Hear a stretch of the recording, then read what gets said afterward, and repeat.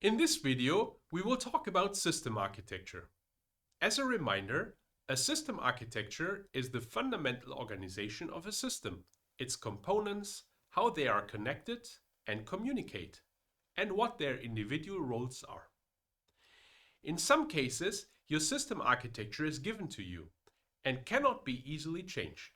For example, if you need to build your system for existing infrastructure. In other cases, your programming model is fixed. For instance, because it integrates with existing software, but you can design the hardware it needs to run on. And then in some cases, you can co-design the two pieces of the puzzle and create the best overall match.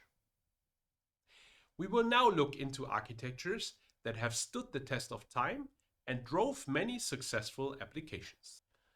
In traditional server-based system, a central server is responsible for allowing the clients to communicate. Peer-to-peer systems, on the other hand, enable clients, or in this case peers, to communicate directly with each other, without the need for a server, and eliminate the single point of failure that is inherent to server-based systems. Since files are distributed across the network, once a peer wants to request a file, the problem is now how to find the addresses of the peers holding that file. The first method of finding a file and the peers that hold it, used by popular systems like Napster and BitTorrent, is to have all the peers inform a central server of their IP address and the files they have available for sharing. This is somewhat similar to client-server architecture in the sense that it maintains a huge central server to provide a directory service. Whenever a requesting peer arrives, it sends its query to the server. Since the server knows all the peers, it returns the address of peers having the requested file. Using that address, the file transfer is initiated directly between these two peers. As with other centralized solutions, it suffers from having a single point of failure. If the directory server crashes, or if it's taken down, new requests won't be processed.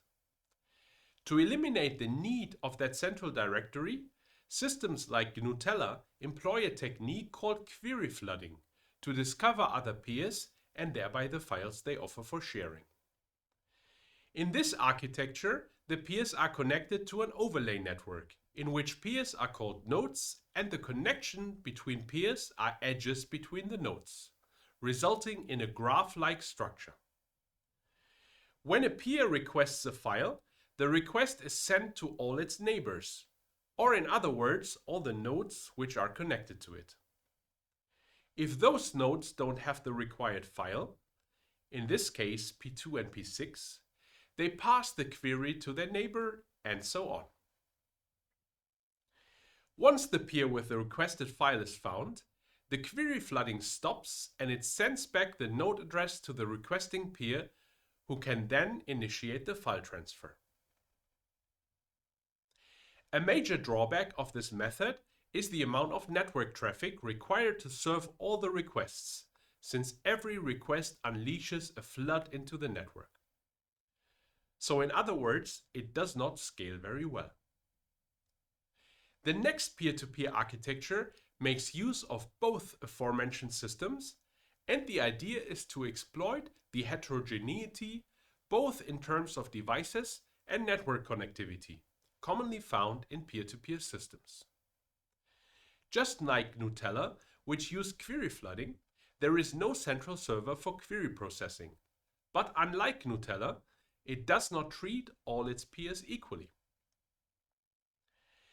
The peers with higher bandwidth and network connectivity are at a higher priority and are called superpeers.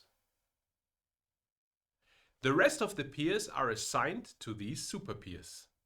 And then the superpeers themselves are interconnected, most commonly by an overlay network for communication through query flooding. Thus, the individual superpeers, along with their child peers, form a Napster-like structure. And then the super peers, interconnected through among themselves, resemble a GNU Teller-like structure. While the peer-to-peer systems offer good scalability and availability, they have their own drawbacks, namely complexity and the lack of governance. With the advent of modern internet services like Dropbox or Google Drive, we have seen a comeback of centralized architectures centered in the cloud. Of course, they are highly available, meaning that there are entire data centers at work and not a single server that could fail or take down the service. Well, one of the reasons for such a centralized architecture is control. The companies want to control the properties of the system, roll out new features instantaneously, and collect user data for analytics. Insights from user data in the end is what drives the free internet services, because the companies can turn them into ad revenues.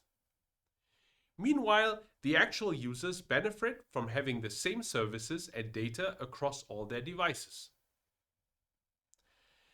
Another architecture that is particularly useful for large problems that can be well partitioned is the hierarchical architecture. Think of problems like discovering the IP address of a service, given its name, like maps.google.com, which is what DNS does. DNS names are already partitioned into different domains. So the architecture behind DNS is a network of DNS servers, each one responsible for part of the problem. This is particularly effective because names do not change that frequently, so we can cache information at different points of the network. The backbone of the DNS system used to consist of only 13 servers, the so-called root servers. But nowadays there are hundreds of redundant root servers around the globe to handle requests to the root zone. And then of course every ISP and every large organization runs their own servers, which either have the information cached or they can delegate requests to the next level in the hierarchy. Now, caching content is one way to take load off the backbone, and it works very well for DNS. A more recent trend for others, more complex problems, is also to perform computation on the edge of the network, and not only in the core, so in the cloud. For instance, when you have a security system with cameras, you likely don't want to send all the video data to the cloud because of privacy reasons. If you need the system to detect events with very low delay, then the network latency is another good reason for using more local resources. Recently, people have started to add so-called edge devices to the mix. Machines that provide resources closer to where the data resides. Some are operated by end users, some are owned by telecommunication companies or cloud providers. Using such devices helps with reducing the latency, and when operated by independent entities, they can also address privacy concerns. These edge devices are typically not as capable as cloud machines. So for more intense computation, there can also be a continuum with some simpler processing on the edge and then more sophisticated processing in the cloud. The possibilities are endless.